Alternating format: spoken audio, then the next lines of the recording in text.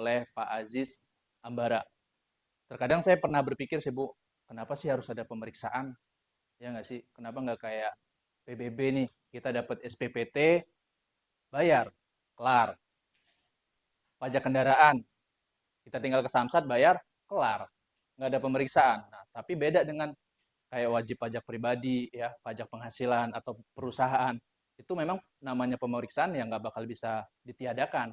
Karena memang kita menganut dua sistem, ya, self assessment system dan official assessment system. Kalau kayak tadi PBB, pajak kendaraan, itu menganut official assessment system. Jadi kita tinggal bayar, selesai. Tapi kalau yang pajak badan, pajak pribadi, memang pakainya self assessment system. Kita yang analisa, ya, kita yang menghitung, kita yang nyetor, kita yang lapor, kita juga yang diperiksa. Ya nggak sih? Kenapa nggak langsung kayak official assessment aja lah, selesai. Tapi ya adanya seperti itu, ya kita jalanin, mau bisa apa. Seperti itu ya. Oke, kita lanjut sesi kedua oleh Pak Aziz Sambara. Waktu dan tempat kami persilahkan.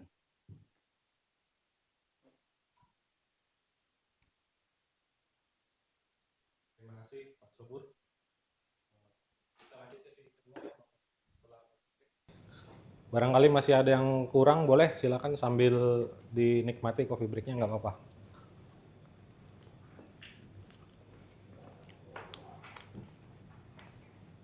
Ya, persiapan. Persiapan ini adalah strategi yang paling awal ya, yang paling mendasar yang seharusnya kita lakukan. Apa yang dilakukan pada saat persiapan ini, kita harus mereview apa yang sudah dilakukan, dilaporkan oleh wajib pajak. Apa aja yang direview ini? Kalau misalnya dari yang direview itu kan dari pelaporan SPT ya. Dari kalau kita bertransaksi di perusahaan itu kan mulai dari transaksi ya, invoice pembelian misalnya, penjualan, terus nanti di situ ada faktur pajaknya, ada bukti potongnya, akhirnya sampai ke SPT. Nah, kalau di proses pemeriksaan itu dibalik. Kalau dari kiri ke kanan, kita mulainya dari kanan ke kiri, dari SPT. SPT itu kan isinya sebenarnya kalau SPT masa ya, bukti potong atau faktur pajak, kumpulan bukti potong atau faktur pajak. Nah, proses review ini idealnya dilakukan secara berkala, Bapak Ibu. Idealnya setiap bulan ya, karena untuk SPT bulanan itu dilakukan setiap bulan, tapi banyak kita temuin itu persiapan ini sering dilupakan. Banyak wajib pajak yang baru kelabakan, baru sibuk ketika pemeriksa sudah datang. Apalagi di PMK yang baru ini kan waktunya lebih singkat ya. Jadi kita ini dituntut untuk lebih siap, audit ready gitu. Pak Aziz, ya. Bisa kenalan dulu ya? Oh. Ya. Oh iya.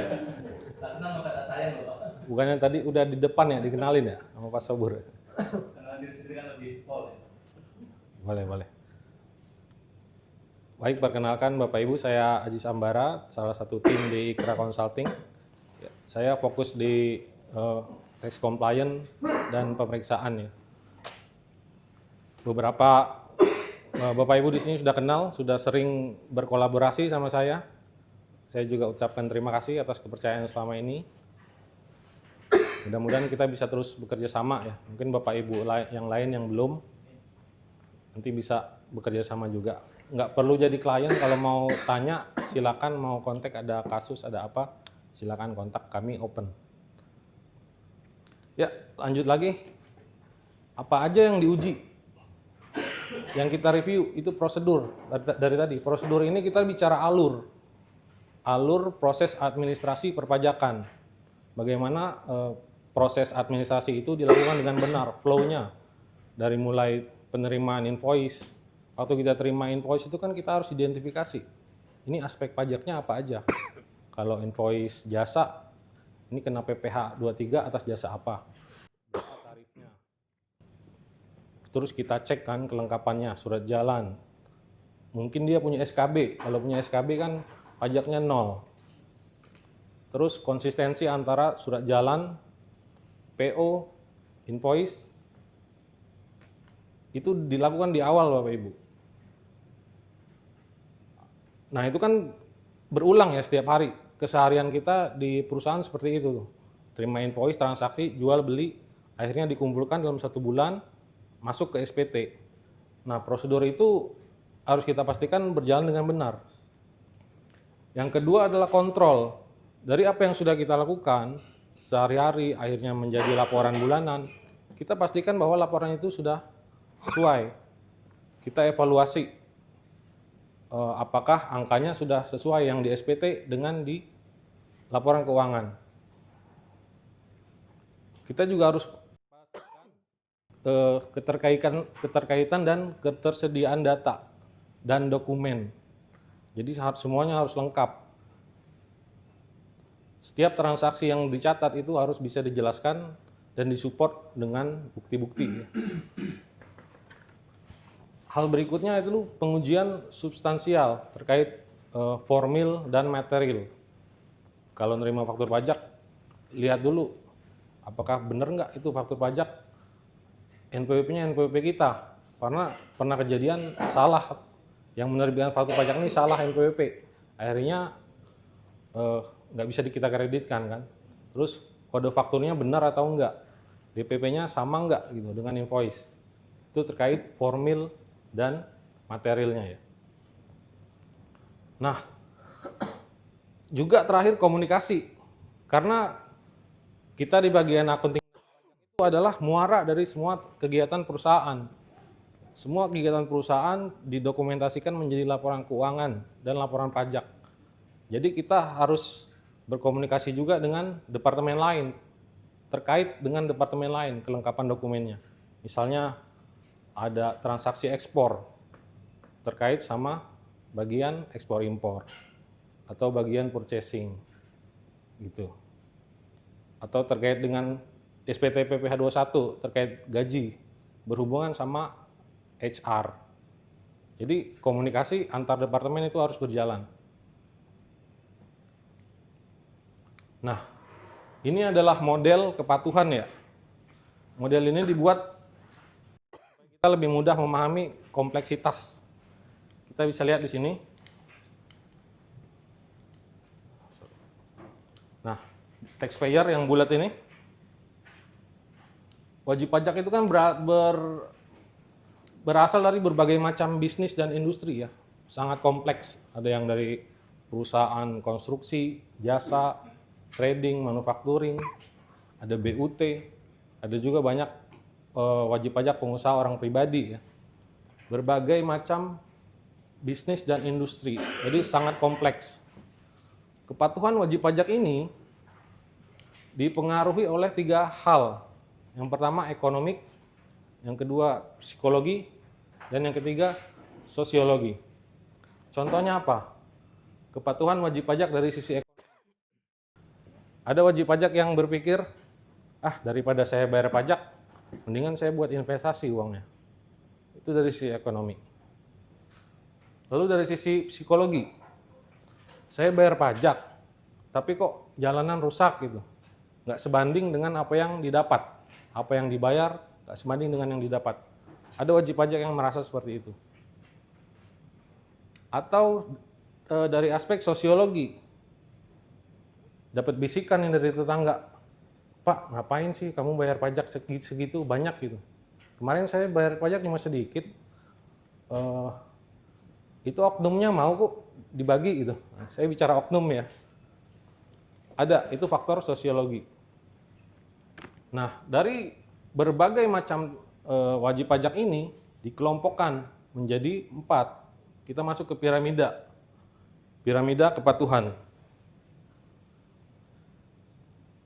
Dari yang paling bawah, ini adalah wajib pajak yang patuh. Kalau wajib pajak patuh, maka fungsi yang dijalankan oleh petugas pajak adalah fungsi pelayanan. Ketika kita dianggap patuh, kemudahan-kemudahan itu akan diberikan. Misalnya kita mau mengajukan SKB, mengajukan permohonan pengurangan PPh pasal 25, itu akan lebih mudah diberikan untuk wajib pajak yang patuh.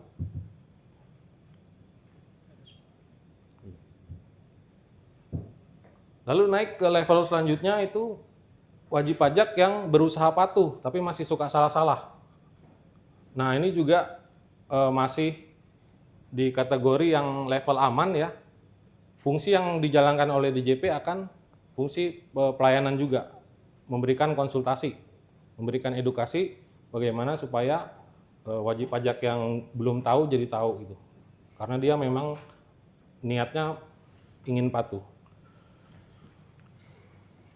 Yang level selanjutnya, nah ini yang udah mulai masuk di pengawasan.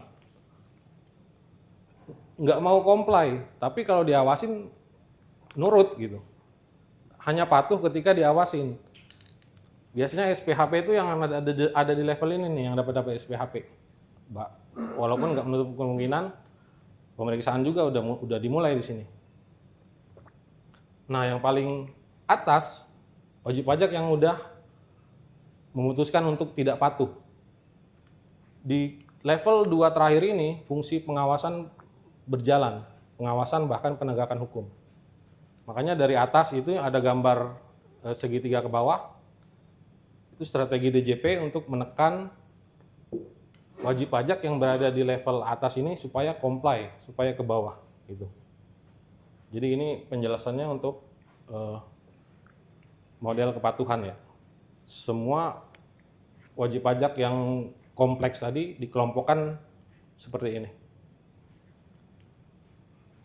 Nah, ini penjelasan piramida tadi. Kalau wajib pajak patuh, maka diberi kemudahan. Wajib pajak berusaha patuh, diberikan konsultasi. Wajib pajak yang dinilai tidak akan patuh, itu SP2DK, surat cinta. Dan yang memutuskan untuk tidak patuh, akan dilakukan penegakan hukum, pemeriksaan, bahkan penyidikan. Nah, ini konsep tax audit itu dari dulu sampai sekarang atau sampai kapanpun menurut saya nggak akan berubah selama kita masih pakai sistem self assessment ya. Menurut kamus bahasa Latin itu audit dari kata audire yang artinya right to judicial hearing, examination of account. Jadi ini tidak akan berubah sampai kapanpun karena kita menerapkan sistem self assessment yang akhirnya ujung-ujungnya nanti juga akan official assessment, itu yang di pemeriksaan.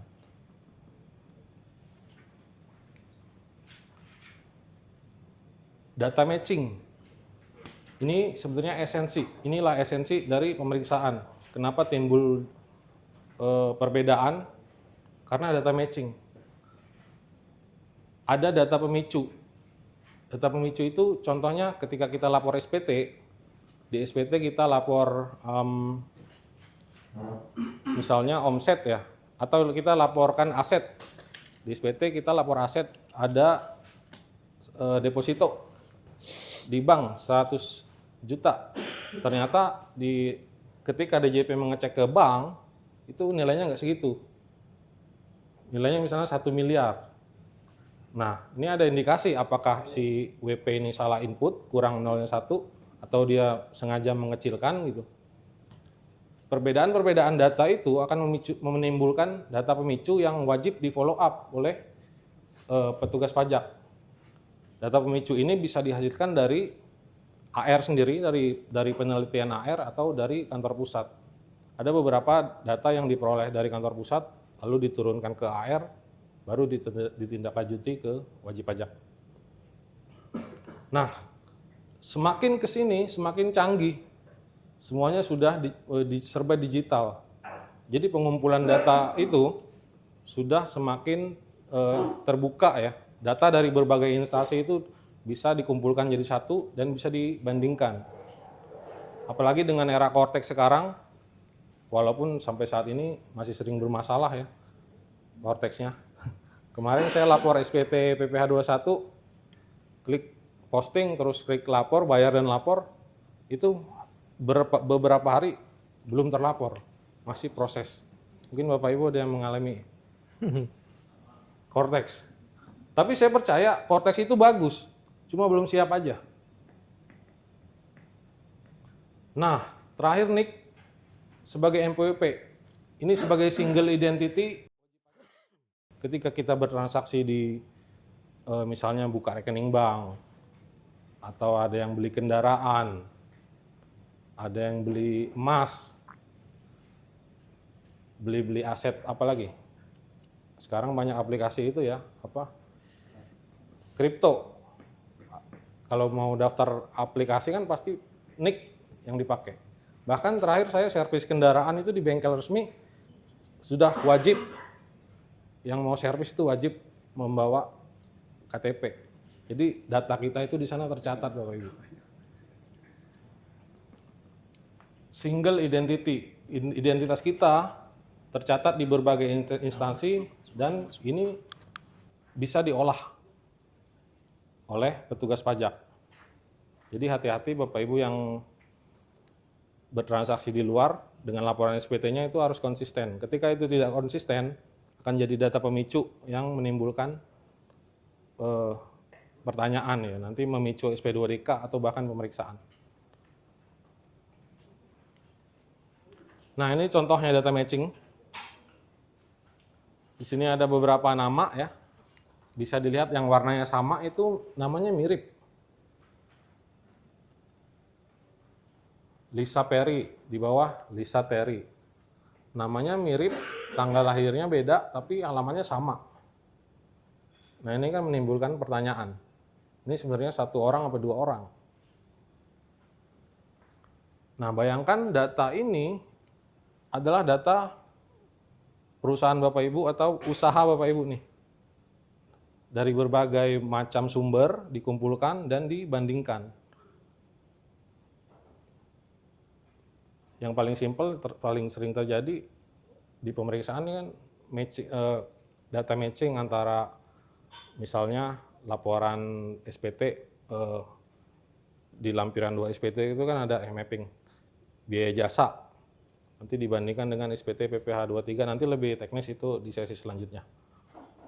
Jadi, nah kedepannya apalagi di era sekarang ini sudah lebih canggih dengan menggunakan artificial intelligence ya. Jadi kedepannya ini akan sangat mudah ditelusuri, akan sangat mudah dicek data-data dari berbagai sumber. Nah, ini adalah strategi manajemen yang selanjutnya. Mungkin Bapak Ibu pernah dengar POLC ya.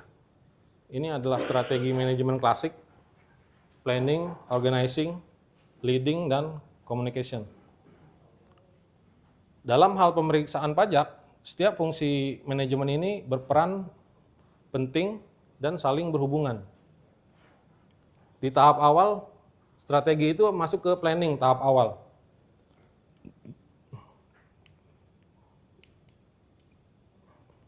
Di tahap ini, di tahap planning ini kita harus mengidentifikasi, minimal kita tahu resiko-resiko pajak yang ada di tempat kita. Sehingga kita bisa menentukan strategi apa untuk memitigasi resiko tersebut. Itu di tahap planning. Selanjutnya di tahap organizing. Nah, di tahap organizing ini kita membentuk struktur dan sumber daya. Kita tentukan siapa yang melakukan apa. Kita organisasikan itu. Lalu di tahap selanjutnya leading. Komunikasi. Kita komunikasikan ke semua pihak yang terlibat, ke semua stakeholder. Misalnya sebagai direktur dalam suatu rapat itu menginformasikan ke semua manajer-manajer departemen supaya bekerja sama untuk patuh dan menjalankan strategi yang sudah ditentukan tadi, supaya masing-masing orang menjalankan fungsi dan perannya. Itu komunikasi. Selanjutnya kontrol, evaluasi, apakah proses strategi yang sudah ditentukan tadi, tim yang sudah dibentuk, lalu informasi yang sudah disampaikan itu efektif atau enggak. Kita evaluasi. Ini suatu siklus yang tidak terpisahkan yang terus berulang. Jika hasil evaluasi itu misalkan ada yang belum efektif, maka kita perlu rencana ulang, kita perlu strategikan ulang lagi. Ini strategi mungkin di lakukan juga sama DJP ya. Kalau di DJP itu dia pakai sistem apa namanya, istilahnya CRM, Compliance Risk Management. Kalau kita nyebutnya Tax Risk Management. Nah, ini juga model strategi, sama-sama punya strategi wajib pajak sama WP. Sama-sama punya manajemen. Yang tujuannya sama, optimalisasi. Tapi kepentingannya beda. Kalau wajib pajak tujuannya untuk optimalisasi penghematan pajak, kalau DJP tujuannya optimalisasi penerimaan. Ini beda kepentingan. Masing-masing punya strategi dan manajemennya. Nah, di sini kita lihat cara legal buat efisiensi yang dilakukan oleh wajib pajak itu ada 3, tax planning, tax avoidance, tax evasion. Nah, yang tengah-tengah ini yang abu-abu nih. Kalau tax planning kan itu legal secara selama itu sesuai dengan ketentuan. Kalau tax evasion ini tax avoidance ini yang abu-abu. Wajib pajak akan menarik ini ke atas, ke arah tax planning, legal. Tapi pemeriksa atau petugas pajak ini akan menarik ini ke bawah, mengarah ke evasion, karena beda kepentingan tadi. Nah, kalau wajib pajak melakukan ini, cara legal 1, 2, 3, maka petugas pajak juga punya strateginya sendiri, punya fungsinya sendiri. Dia menggunakan pendekatan compliance risk management, wajib pajak harus siap dengan tax risk managementnya.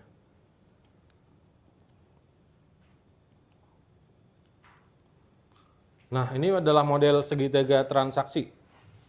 Kita lihat gambarnya ya supaya lebih. Bapak Ibu yang di belakang kelihatan nggak? Atau ketutupannya nih? Ketutupan ya?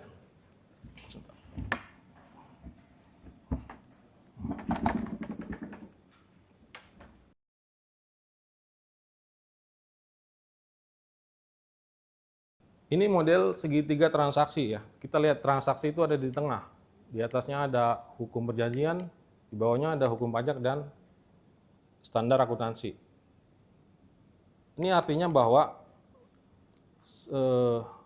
transaksi itu dimulai ketika ada kesepakatan antara pembeli dan penjual, antara pemberi jasa dan pengguna jasa. Itu kan ada perjanjian tuh. Masuknya ke hukum perjanjian. Ketika kedua belah pihak sepakat, maka terjadilah transaksi.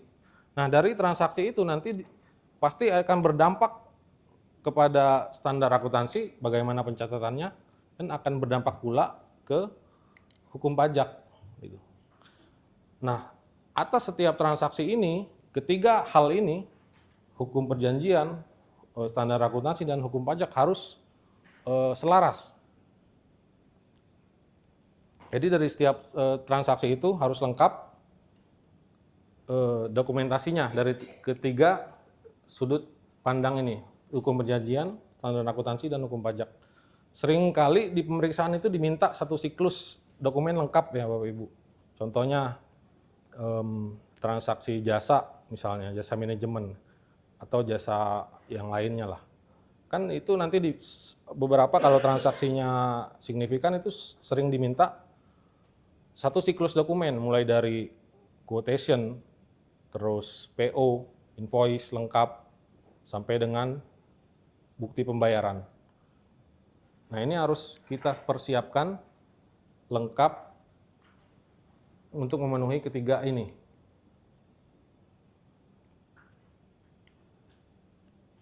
Nah, ini saya highlight lagi. Tadi di sesi pertama juga udah disinggung poin-poin yang paling krusial di PMK yang baru ini. Yang pertama ada di pasal 1 ya. Ada di pasal 1 itu ada pengertian. Dan hal yang baru adalah pembahasan temuan sementara. Atau kita lebih sering sebut ini pra-SPHP. Pada prakteknya sebelum PMK ini berlaku juga sebenarnya pra-SPHP itu udah ada, Bapak Ibu, udah dilakukan. Hanya memang baru diatur di PMK ini. Sebelumnya nggak diatur, tapi sudah dilakukan juga. Nah, temuan-temuan yang masuk di pra-SPHP ini, di pasal 1 ini dijelaskan untuk memberikan keyakinan didasarkan pada bukti serta sesuai dengan peraturan. Jadi di-highlight 3 poin ini, keyakinan, bukti, dan peraturan. Pemeriksa sudah yakin berdasarkan keyakinannya didukung dengan bukti yang dia peroleh dan disesuaikan dengan ketentuan perpajakan. Lalu di pasal 7, pembahasan temuan sementara ini wajib dilakukan. Lalu pasal 18 SPHP tanggapan sekarang cuma 5 hari ya. Nah, ini yang menuntut kita supaya audit ready. Kita harus lebih siap, nggak ada lagi perpanjangan karena sebelumnya sudah ada pembahasan temuan sementara. Yang diharapkan di pembahasan temuan sementara itu hal-hal yang belum clear bisa selesai di situ. Makanya SPHP-nya harusnya lebih cepat. Yang berikutnya adalah terkait dengan penyampaian dokumen ya, bisa melalui elektronik langsung dan pos. Khusus SPHP dan tanggapan SPHP itu nggak bisa melalui pos atau kurir, bisa langsung atau elektronik, bisa by email atau fax ya. Lalu di pasal 27 juga tata cara penyampaian dokumen diatur dengan peraturan menteri yang mengatur tentang Korteks. Itu ada di PMK tentang Korteks ya, PMK 81 ya. Nah, balik lagi ke tanggapan pembahasan temuan sementara tentang keyakinan, bukti, dan peraturan. Apa yang dijelaskan di PMK ini sejalan, Bapak Ibu, dengan apa yang diatur di undang-undang. Termasuk di undang-undang pengadilan pajak. Hakim juga menggunakan cara yang sama, yaitu keyakinan, pembuktian, dan peraturan. Jadi sudah selaras ya antara PMK ini dengan undang-undang.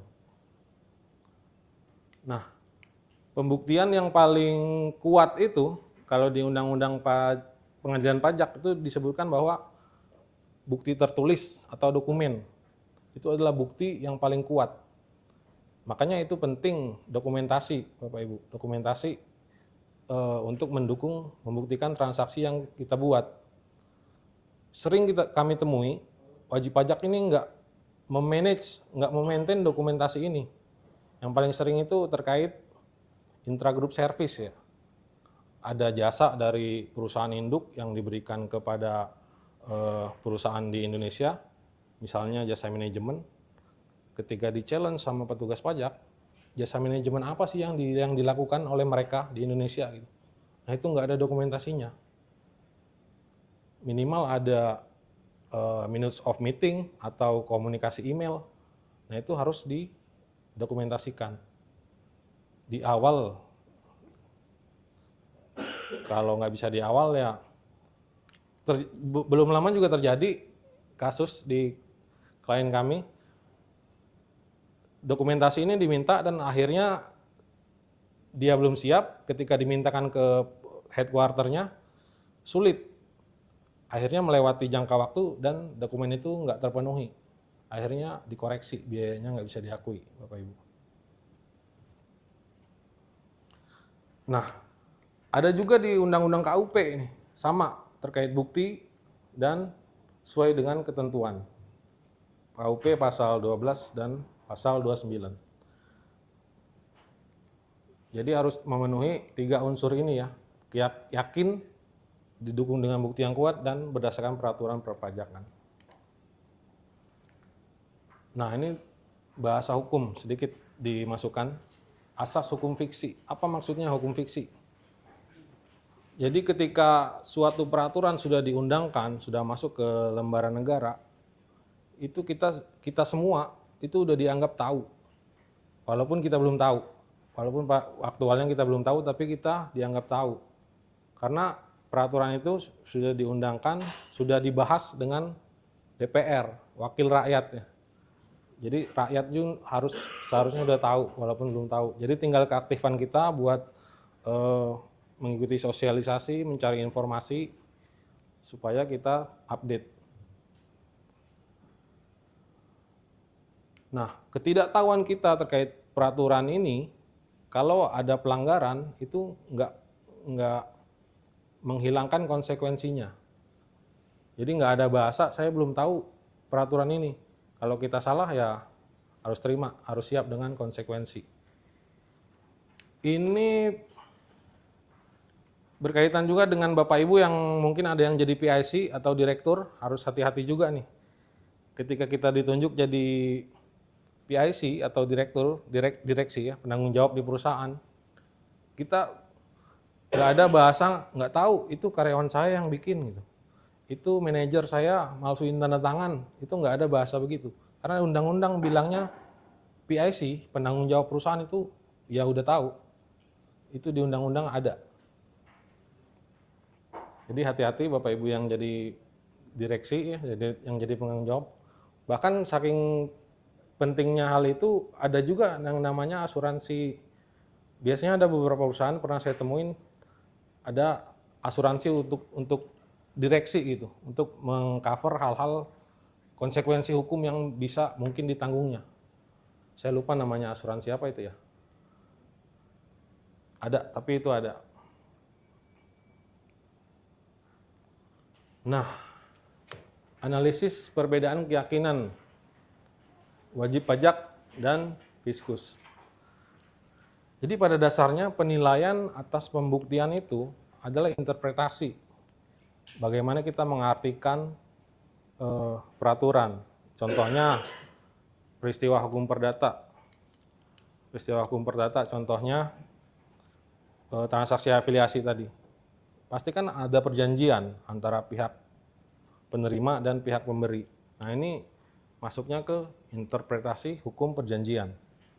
Juga sama ketika kita bicara peraturan perpajakan, itu juga interpretasi. Interpretasi hukum administrasi. Logikanya adalah ketika peraturan itu dibuat sebelum ada transaksi dan diterapkan ketika ada transaksi. Itu bahasa hukumnya rechtfinding ya, melalui metode interpretasi. Nah, ini lagi tentang data matching. Data matching antara data SPT pasti yang kita laporkan dengan data ILAP. ILAP itu singkatan dari instansi pemerintah, lembaga, asosiasi, dan pihak lainnya. Selama kita masih menggunakan self-assessment, ini yang akan dilakukan oleh pemeriksa pajak. Jadi, kalau pemeriksa pajak menggunakan metode ini, harusnya kita juga sama. Kita juga menggunakan metode yang sama, data matching. Apa yang kita laporkan di SPT harus sama dengan data yang ada di luar SPT. Atau SPT antar SPT juga bisa. Misalnya biaya gaji di SPT 21 dengan biaya gaji di SPT BPH Badan gitu ya. Awal mula dispute itu muncul dari perbedaan data matching ini Bapak Ibu. Awal mula pemicu tadi ya, pemicu. Nah ini diatur di pasal 35 Undang-Undang KUP. Petugas pajak diberikan kewenangan dan kemudahan, diberikan fasilitas mereka buat menggunakan data di luar instansi. Di sini bunyinya di 35 ayat 1, setiap instansi pemerintah, lembaga, asosiasi, dan pihak lain wajib memberikan data dan informasi yang berkaitan dengan perpajakan untuk diteliti ya. Juga selanjutnya bisa dibaca nanti ya terkait fasilitas yang dimiliki oleh petugas pajak terkait pertukaran data dari pihak lainnya. Nah ini penjelasannya, penjelasan pasal 35 Undang-Undang KUP. Di sini kami bold, dalam rangka pengawasan kepatuhan pelaksanaan kewajiban perpajakan, sebagai konsekuensi penerapan sistem self-assessment. Jadi selama sistem self-assessment ini digunakan, konsekuensinya pasti pengawasan, pemeriksaan, atau bahkan penyidikan tadi.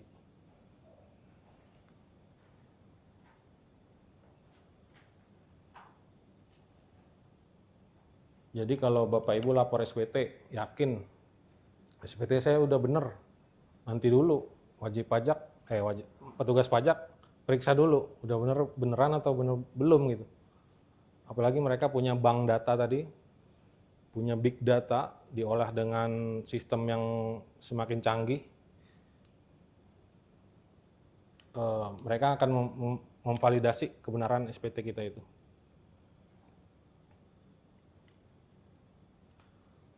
Nah, ini terkait dengan teori bounded rationality. Ya. Wajib pajak maupun pemeriksa itu kan manusia, Bapak Ibu. Sama-sama pakai rasional, pakai logika. Di mana rasionalitas itu sangat terbatas. Secanggih-canggihnya sistem, secanggih-canggihnya sistem yang dipakai, kalau yang masih mengoperasikan itu manusia, pasti ada keterbatasan ini. Bounded rationality. Dibatasi karena waktu.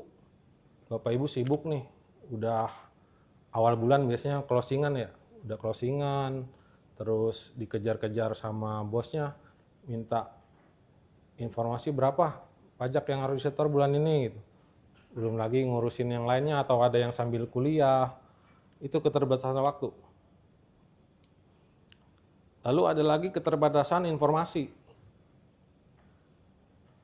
dan keterbatasan pengetahuan, karena nggak semua hal kita tahu ya. Nah, pemeriksa pajak pun sama mengalami ini. Kita juga mengalami ini, pemeriksa pajak juga mengalami ini. Dari serba keterbatasan ini dituntut untuk menyelesaikan pekerjaan. Akhirnya pekerjaannya diselesaikan dengan segala keterbatasan tadi, dibuat keputusan yang dianggap memadai, walaupun sebenarnya belum cukup gitu. Mau nggak mau ya udah putuskan aja, walaupun sebenarnya itu belum cukup. Nah, ini nanti bisa timbul dispute dari sini kan, berdasarkan versi wajib pajak dengan versi pemeriksa.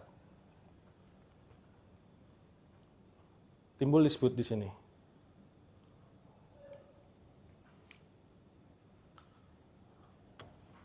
Ini perspektif ya.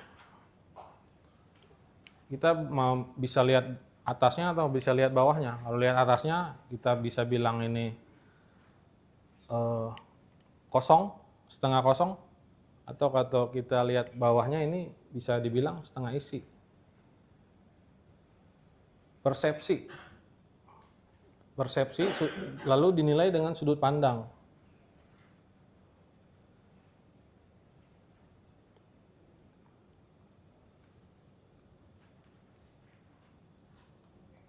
Nah, Bapak Ibu tinggal tentukan pilihan aja. Mau menggunakan persepsi WP atau mau menggunakan persepsi petugas pajak atau menggunakan versi persepsi kita sendiri. Itu tinggal pilihan aja. Pemeriksa pun sama. Mau menggunakan persepsinya sendiri atau menggunakan persepsi wajib pajak. Misalnya pemeriksa punya pikiran, dia sadar bahwa wajib pajak ini sebenarnya kemampuannya terbatas. Ya udahlah, yang penting ada setoran dan yang penting wajib pajak setuju. Kita bisa close di pemeriksaan. Sering juga terjadi seperti itu kalau pemeriksanya menggunakan persepsi yang sejalan dengan wajib pajak ya. Yang penting ada setoran, walaupun kecil, terus wajib pajaknya nggak maju keberatan. Gitu.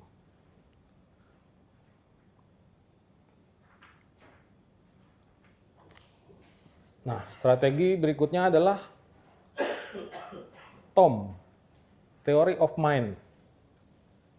Maksudnya Theory of Mind ini kita harus bisa membaca jalan pikiran si pemeriksa. pemeriksa ini arahnya mau kemana sih gitu. Kalau kita tahu kan, kita memposisikan diri sebagai pemeriksa, kita tahu jalan pikirannya, maka kita tahu juga gimana menghadapinya gitu.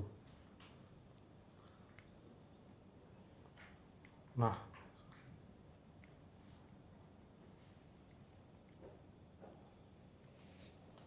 strategi selanjutnya antisipatif, kooperatif, dan suportif. Antisipatif maksudnya kita harus persiapkan dari awal, harus siap sebelum pemeriksaan dimulai. Kita udah tahu nih mau diperiksa, misalnya tahun 2024 lapor SPT-nya lebih bayar, kan otomatis diperiksa, mungkin bulan depan atau bulan depannya lagi SP2 muncul. Bapak Ibu udah tahu kan, nanti kalau pemeriksaan itu nanti pasti tahap awalnya dapat surat pemberitahuan, terus nanti dipanggil direksinya untuk membahas diskusi awal. Jadi udah tahu stepnya harus dipersiapkan. Kalau diskusi awal itu panggilan pertama itu ngapain sih? Panggilan pertama itu kan yang dibahas tentang lebih ke ini ya, profil wajib pajak. Lebih general. Jadi nanti yang datang memang harusnya direksi yang datang, tapi pada prakteknya itu masih bisa diwakilin oleh stafnya, karyawannya, atau bahkan kuasa. Pastikan orang yang datang di panggilan pertama itu bisa menjelaskan profil wajib pajak, bisnisnya apa, transaksinya apa aja gitu. Itu hal-hal umum yang akan ditanyakan di panggilan pertama. Setelah panggilan pertama, lanjut ke permintaan data dan dokumen. Nanti di permintaan data dan dokumen itu ada data akuntansi, data legalitas perusahaan, sama data perpajakan. Kita udah tahu nih ini akan diminta. Jadi idealnya kita udah siap, udah persiapkan. Apalagi tadi kan ada batas waktunya. Permintaan dokumen itu dipenuhi sampai ada nanti surat peringatan pertama sampai maksimal surat peringatan kedua. Dokumen-dokumen legalitas perusahaan dari mulai akta ya, terus fasilitas yang dipunyai, dokumen pajak yang pasti SPT, walaupun pada aktualnya sebenarnya SPT ini kan sudah dilapor ya, jadi artinya si pemeriksa itu harusnya udah punya SPT itu di data kantor pajak, tapi pada aktualnya itu masih diminta juga SPT. Terus data-data ekualisasi, GL, ya, buku besar, laporan keuangan. Nah, pengalaman kami juga hati-hati Bapak Ibu ketika memberikan data-data ini. Pastikan data ini udah yang dikirimkan itu data yang valid.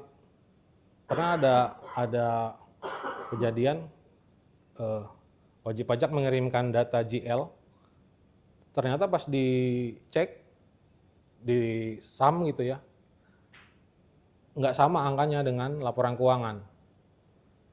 Nah, kalau kami menghandle pemeriksaan sebelum data itu dikirimkan, kami akan pastikan dulu data itu sudah benar gitu. GL kan banyak banget ya.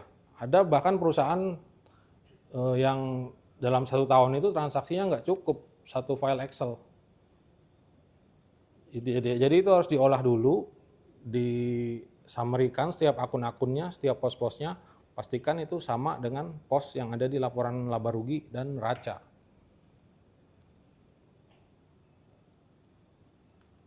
Itu antisipatif, Bapak Ibu. Pastikan bahwa kita siap. Lalu kooperatif. Kooperatif ini ya kita kalau dipanggil datang gitu. Panggilan pertama gitu ya, datang. Kadang ada di tengah-tengah proses ada panggilan lagi untuk diskusi. Ya kita harus layani itu ya, harus kooperatif. Kalau ditanya jawab gitu. Jangan menghindar, karena menghindar itu nggak akan menyelesaikan masalah. Harus dihadapin, mau nggak mau. sesuatu hal yang udah pasti harus dihadapin. Nggak menghindar, nggak akan selesai masalah, malah makin runyam. Jadi kita harus kooperatif tuh. Dan yang terakhir ada suportif. Kita support terkait dengan hal teknis dan kebutuhan apa yang dibutuhkan oleh pemeriksa, yaitu tadi data dan dokumen ya terutama. Lalu misalkan pemeriksanya mau visit, ya kita persilakan visit, karena mereka juga punya kewenangan. Mereka punya, nanti kalau visit itu kan mereka bawa surat tugas, ada surat tugasnya. Visit juga paling nanti mereka melihat, kalau di pabrik kan factory tour ya, keliling-keliling pabrik melihat proses produksi di situ. Jangan sampai kita defensif Bapak Ibu. Mereka datang, ini terjadi juga, ada pemeriksa yang datang, ketika datang ke wajib pajak sebelumnya mereka sudah konfirmasi, sudah mencoba mengkonfirmasi kedatangannya, tapi nggak direspon, nggak ditanggapi. Akhirnya langsung datang, dan ketika datang pun nggak ditemuin sama orang yang kompeten. Yang nemuin hanya anak magang ya waktu itu ya. Jadi ketika pemeriksa diperlakukan seperti itu, pikiran dia akan beranggapan bahwa ini wajib pajak defensif, seolah-olah ada yang ditutupi. Kenapa saya nggak diterima di waktu kunjungan gitu. Nah hati-hati Bapak Ibu, ketika sudah ada pikiran seperti itu, arahnya bisa nanti ke bukper. Seolah-olah ada yang ditutupi. Kalau udah bukper kan bisa mengarah ke pidana. Gitu. Antisipatif, kooperatif, dan suportif ya. Mungkin ini slide terakhir dari saya. Selanjutnya, nanti sesi selanjutnya dilanjutkan sama Pak Franky. Terima kasih Bapak Ibu, semoga menambah referensi. Saya kembalikan ke Pak Sobur. Terima kasih Pak Aziz Ambara. Ini kita udah semakin mengerucut ya terkait pemeriksaan pajak, udah terkait di lapangan prosesnya. Nah ini sesi terakhir akan disampaikan oleh Pak Franky. Ini lebih mengerucut lagi kita studi kasus atau yang sering terjadi di lapangan. Nah Pak Franky juga memang sering keluar masuk kantor ya, kantor polisi. Sering keluar masuk kantor pajak. Itu seminggu itu udah pasti masuk Pak. Entah itu KPP Pratama, Madya, bahkan PMA di Jakarta, itu udah pasti masuk dalam seminggu. Bahkan yang pernah sampai tiap hari sampai masuk rumah sakit, tahan di impus, karena udah janjian, itu saking, ya memang saking seringnya, memang udah kerjaannya Pak Aziz dan Pak Franky. Nah, ini kita lanjut ya, sesi ketiga terakhir insya Allah. Nanti kita habis makan siang, kita lanjut sesi tanya-jawab. Silakan Pak, ajukan pertanyaan yang sudah dicatat banyak, ajukan semuanya, jangan sampai ada yang ketinggalan. Nah, untuk Pak Franky, silakan untuk menyampaikan, memaparkan materinya. Cuman saya minta tolong sambil dilihat wajah-wajah peserta, kalau memang udah kayak kelihatan pucet, kelaper gitu kan, kelihatan. Ya silakan di stop aja, mungkin jam 12, ya silakan di stop. Karena saya juga sendiri keringat dingin kalau nahan lapar Pak. Silakan, waktu dan tempat kami persilakan. Assalamualaikum warahmatullahi wabarakatuh. Waalaikumsalam. Selamat siang Bapak Ibu. Izin dulu ya Pak, izin memperkenalkan diri ya. Nama saya Pak Franky ya.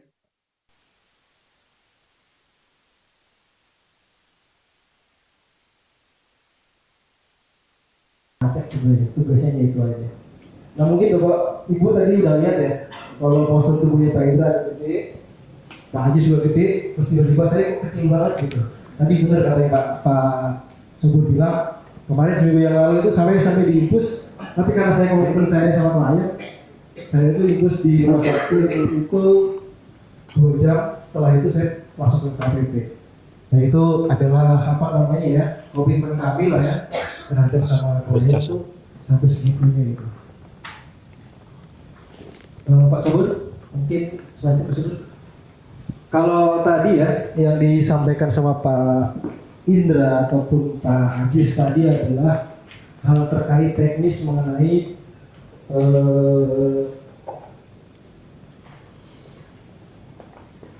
PMK ya. Apa sih yang terbaru dari PMK 15 dibandingkan dengan PMK sebelumnya? Nah, tapi Di sini saya bicara terkait dengan studi kasus ya. Jadi kalau studi kasus ini lebih ke arah gimana sih cara memanage supaya audit itu bisa berjalan dengan baik. Jadi kalau boleh dibilang ya, saya sedikit menuliskan sesuatu juga.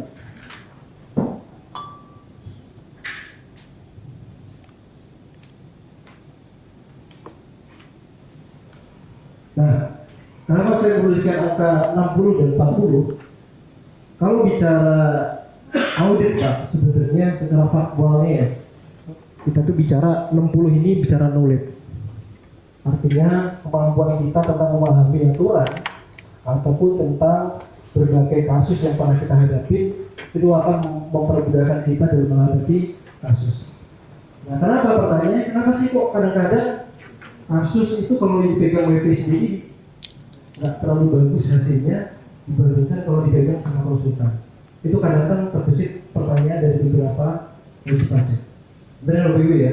Kenapa? Alasannya adalah karena mungkin kita udah sering berkasus di masing-masing wajib pajak. Oh, mungkin kasus PPN di WP ini kita bicaranya imunisasi. Oh, kalau ini bicara substansi. Oh, ini masalah kredit pajak. Jadi banyak nih.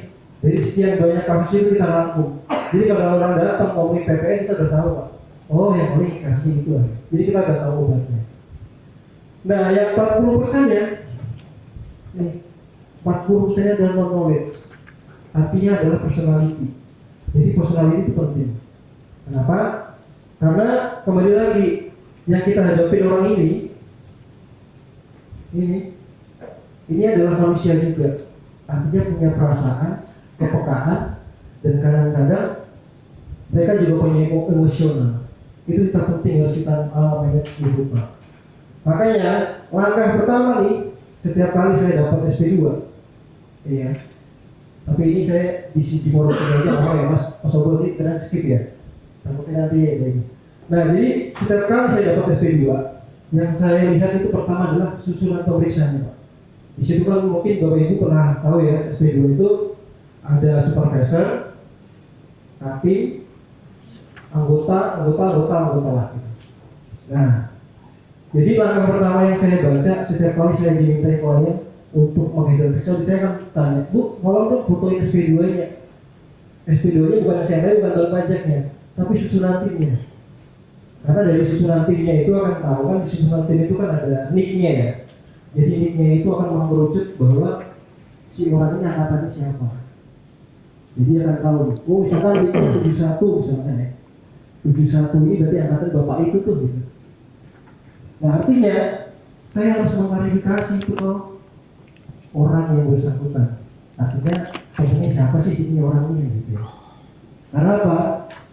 Karena buktinya ini akan membuat kita salah satu langkah buat kita itu lebih mudah. Nah kalau wajib pajak kan kadang-kadang maaf ya, keterbatasan terhadap akses ini tentang informasi siapa orang-orang itu kan terbatas. Nah karena kita tuh sering berkasus di beberapa KPP dari ujung Banten sampai di Bandung kalau lumayan jauh ya. Itu jadi hafal Pak, karena kebetulan orang-orang pajak itu sudah pindah-pindah regional itu aja. Nah, jadi kita tahu yang kita tanya adalah apa? Karakteristik dari masing-masing anggota ataupun dari ketua timnya ataupun dari supervisor. Biasanya di dalam satu siklus pemeriksaan itu nanti akan ada orang yang ngicas. Yang ngicas itu anggotanya atau ketua timnya ngicas. Karena ada beberapa yang ngicas itu bukan anggota tim, tapi justru ketua tim. Itu ada.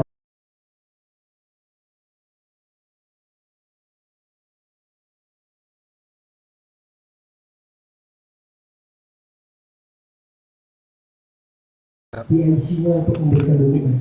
Artinya bisa kita simpulkan bahwa orang yang ngecas itu anggotanya siapa, waktu timnya atau timnya. Nanti udah tahu dulu nih yang bakal ngecas itu di pemeriksaan adalah anggota atau ketua tim. Yang kedua, karakteristiknya si anggotanya juga kita perlu tahu juga. Ini orangnya saklek nggak nih gitu? Orangnya saklek atau enggak?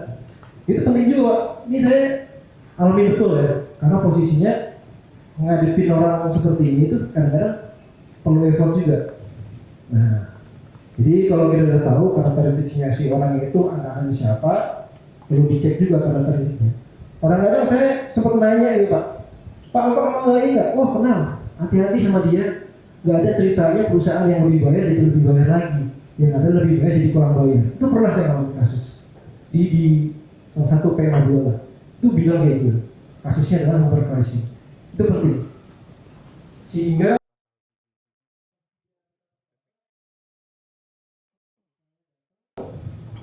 terus dijelasin kan mengenai apa namanya sejarahnya perusahaan. Nah itu terkait dengan hal teknis. Yang kedua, di saat kita udah dapat SP2 dan dapat penunjukan, tentu yang kami lihat adalah histori dari permasalahan sebelumnya. Permasalahan sebelumnya di pemeriksaan-pemeriksaan sebelumnya. Apa sih yang menjadi concern-nya mereka gitu. Misalkan kasusnya dulu adalah kasus transfer pricing misalnya. Tentu hal itu yang akan menjadi fokus kita terkait dengan strategi di pemeriksaan di tahun ini. Karena lagi-lagi ya Pak Bapak Ibu, kalau di dalam kaitannya pemeriksaan itu akan menjadi ranah perdata. Artinya lebih ke arah kesepakatan. Sebenarnya ujung-ujungnya itu benar nggak ya?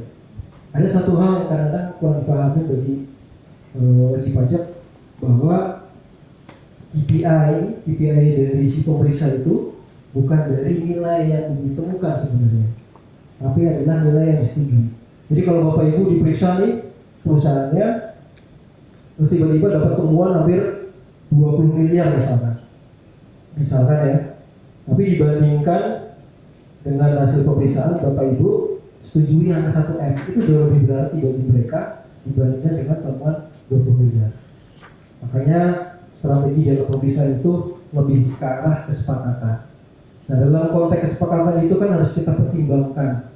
Pertimbangan adalah apakah hal ini akan berdampak ke masa lalu kita, nantinya di tahun sebelumnya, atau juga berdampak di masa depan, artinya kita berjalan. Itu perlu dipertimbangkan khusus. Misalnya contoh Bapak Ibu masih, oh yang saya setuju aja nih Pak, yang ini saya setuju aja. Tapi Bapak Ibu harus berpikir apakah hal ini akan jadi mirroring di tahun sebelumnya atau akan berimplikasi di tahun berikutnya. Itu perlu diperhitungkan. Makanya biasanya kalau terjadi kesepakatan itu, biasanya kami, terutama saya ya, biasanya hal-hal bukan substansi, tapi lebih ke administratif. Pak, nanti tolong ya Pak, ini saya kita setujui, tapi tolong dong nanti di berita acara atau di salah pembahasan kayak gini ya, di stepnya jangan bicaranya kita itu bicara substansi atau bicaranya juga bisa dikreditin atau yang lain, tapi lebih karena dokumen aja bahwa kita nggak ngasih dokumen misalkan. Nah artinya itu kan nggak jadi mandatory bahwa itu akan menjadi temuan di tahun berikutnya.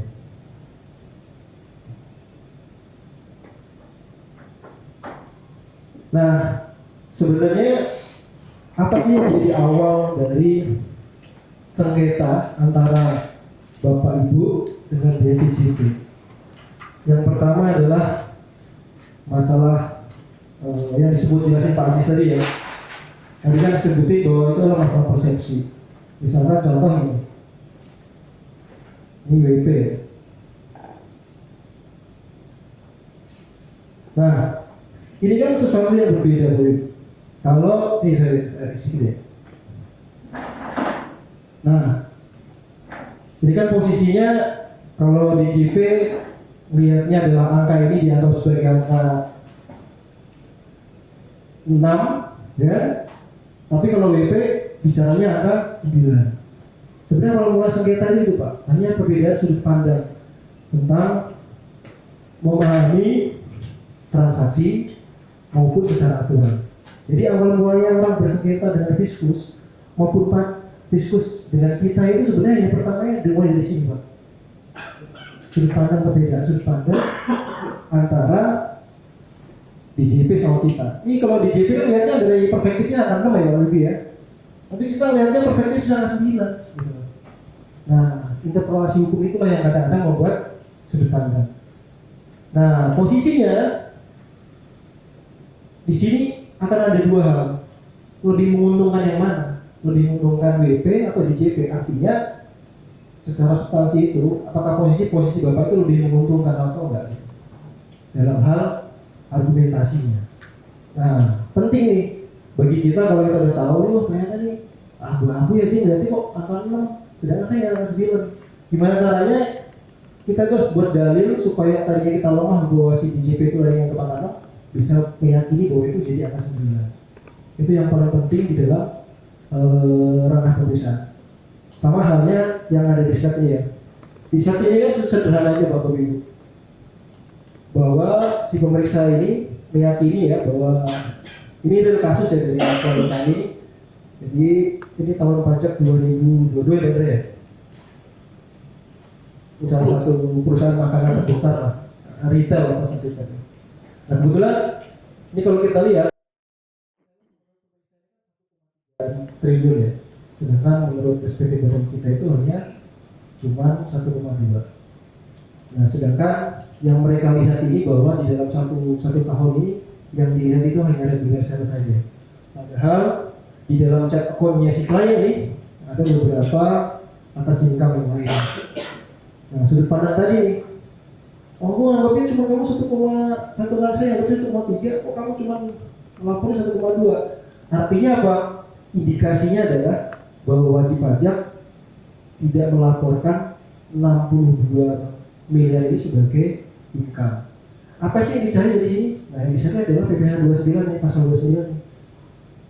Nah bayangin nih kalau misalkan dia nggak bisa membuktikan ini 62 miliar ini dikali 20%, berapa nilai yang harus kita bayar soalnya? Ternyata setelah kita bergerak dan identifikasi bahwa dalam perspektif ini tuh ternyata mereka ada income lain, ada diskon, ada sales produk. Nah akhirnya pas kita cek nilainya hampir persis lah, ada rounding sedikit lah gitu. Nah inilah yang kita anggap tadi adalah sudut pandang ini. Jadi awal mulai sengketa itu dimulai dari pemahaman kita tentang nilai dulu nih. Ini kalau ini pemahaman tentang nilai ya, belum sudut pandang tentang transaksi maupun sudut pandang tentang aturan hukum.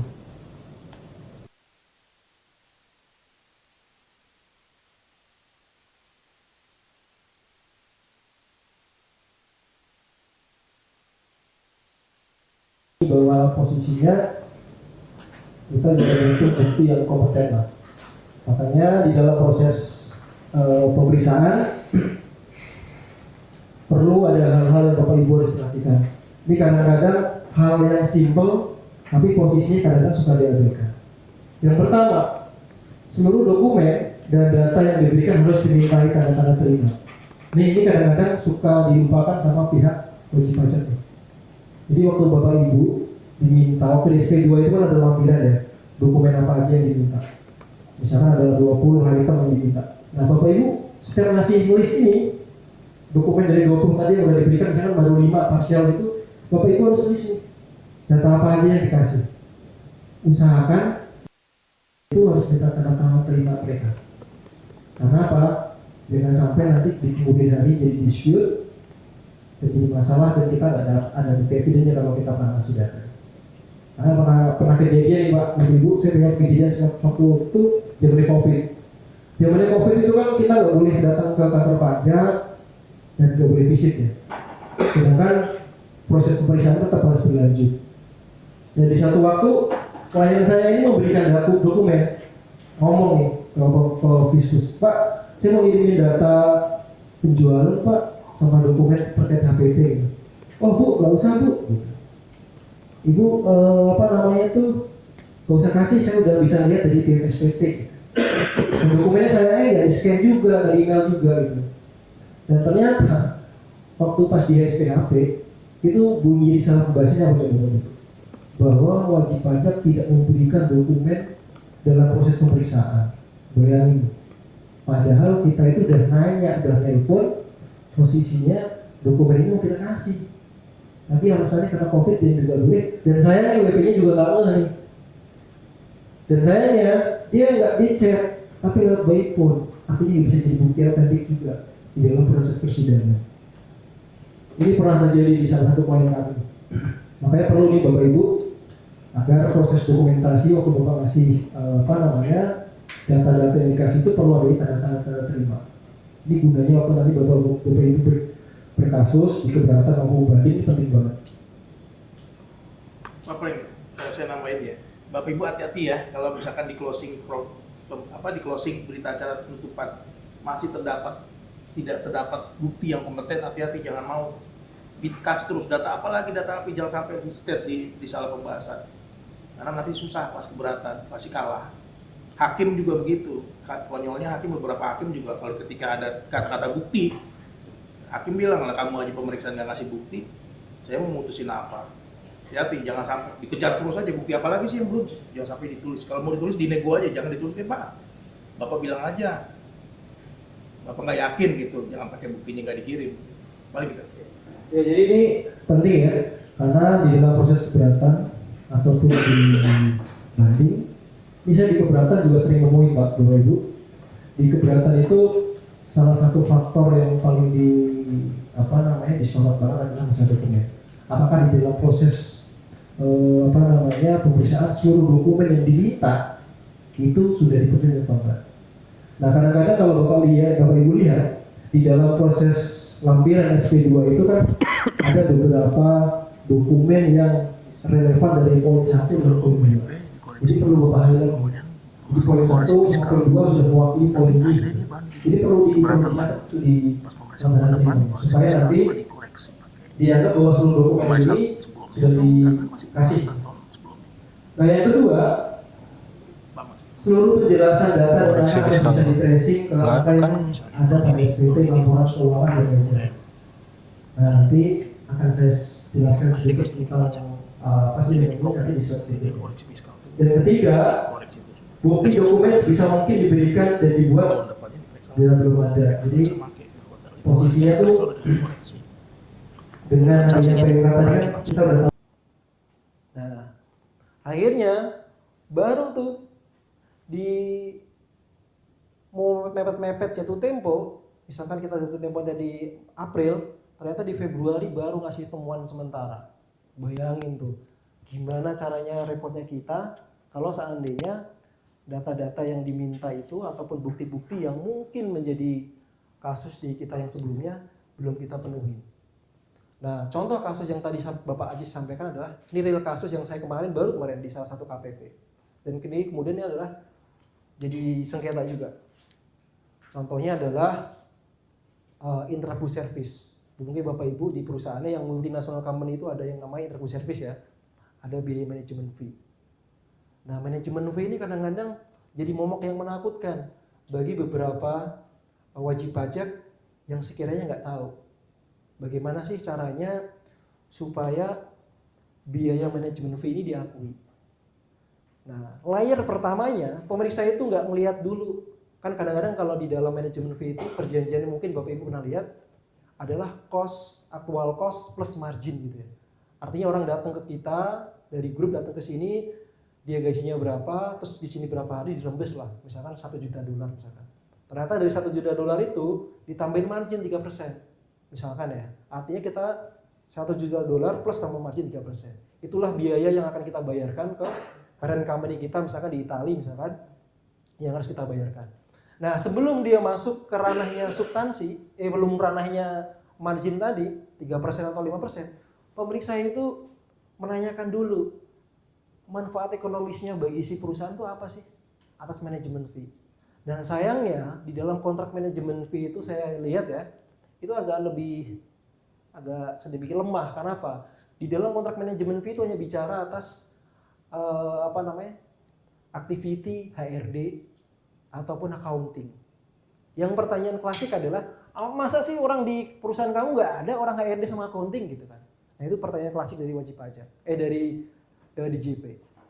Nah, apa sih yang menjadi dalil Bapak Ibu? Misalkan contoh, Ibu ditagih nih sama orang Italia atas biaya manajemen fee, orang datang ke sini.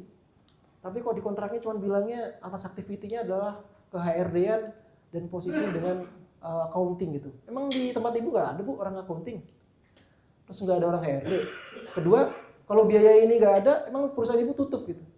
Kan gitu. Itu pertanyaan klasik dari Dijen Pajak.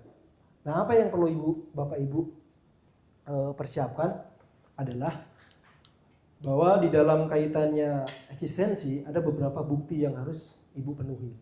Yang pertama tadi adalah mengenai perjanjian. Perjanjian itu ada.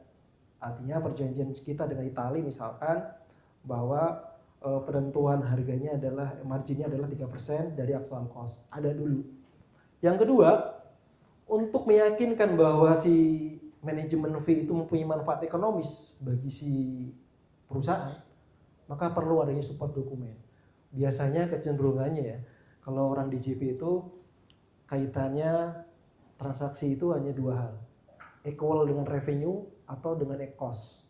Cost itu artinya dengan reduce cost atau dengan adanya kegiatan itu bisa menambahkan nilai tambah bagi si perusahaan. Udah itu dua itu aja. Makanya dalil itu harus tertanam di benak kita bahwa posisinya setiap kali ada biaya yang dicas di grup, kita harus berdalil di dalam dua hal itu. Ataukah masalah di reduce cost atau di masalah bahwa dengan kehadiran dia itu bisa menambahkan nilai manfaat kok. Sales kita makin besar gitu. Makin lebih banyak dibandingkan tahun sebelumnya. Itu perlu ditanamkan di dalam benak kita. Supaya apa? Supaya kita lebih mengerucut ke situ. Sebenarnya manfaatnya ini apa ya gitu. Bisa kita lebih fokus gitu. Nah, yang ketiga, kadang-kadang kita ditagih dari grup itu cuma hanya sebatas debit note aja. Benar nggak Bapak Ibu? Cuma ditagih 2 juta yen gitu, tanpa adanya underline. Underline itu kan berupa bukti bahwa dengan nilai itu berapa sih actual cost-nya, berapa sih marginnya gitu, dan gajinya dia berapa kok sampai segitu gitu. Itu penting, karena itu suka ditanya Bapak Ibu. Nah, selanjutnya adalah masalah manfaat ekonomis. Tadi, kira-kira aktivitinya dia di sini ngapain gitu. Nah, maka itu penting. Nah, biasanya yang dia minta adalah hasil meeting, hasil kunjungan dia ke sini itu ngapain, dan kira-kira hasilnya bagi perusahaan itu apa gitu. Nah, kebetulan kasus yang saya tangani kemarin adalah aktivitinya itu selain kegiatan manajemen fee itu selain kegiatan ke-HRD-an dan tentang akuntansi, tapi juga ada kegiatan marketing. Artinya si orang Italia ini datang ke Indonesia ini juga masif dalam kegiatan promosi gitu. Jadi bisa dipakai dalil itu. Nah, akhirnya dalil itu yang kita pakai. Oh, bahwa dia tuh datang ke sini ini kok Pak atas promosi, dan tadinya yang vendor ini, klien ini nih, apa customer ini yang tadinya nggak ada di tahun sebelumnya, gara-gara orang dia datang tuh jadi dapat loh. Dia ini karena kehadiran dia gitu. Jadi kita equalkan tentang hal itu, penjelasan itu. Jadi kalau intraku service itu memang agak sensitif. Baru setelah nanti posisinya manfaat ekonomisnya maupun secara eksistensinya terpenuhi dan diterima seorang pajak, mereka bicaranya adalah margin. Nah, bicara margin itu kan tadi terkaitnya dengan kontrak. Bahwa actual cost berapa sama margin berapa, di-compare lah. Makanya Bapak Ibu yang perusahaan-perusahaan multinational company, mungkin yang punya local file atau transfer pricing, biasanya yang intraku service itu biasanya di-assess sendiri, di-testing sendiri. Sebenarnya margin wajarnya tentang perjanjian seperti ini tuh berapa sih margin wajarnya gitu. Biasanya itu. Makanya penting bagi grup, kita nyampein ke grup, bahwa bosnya kalau kamu nagih atas biaya manajemen fee ini perlu adanya benchmarking dulu. Jangan sampai kadang-kadang nagih membabi buta tuh. Aktualnya cost berapa, terus ditambah markup margin berapa itu. Itu perlu ada kajian dulu. Supaya nggak dispute di kemudian hari.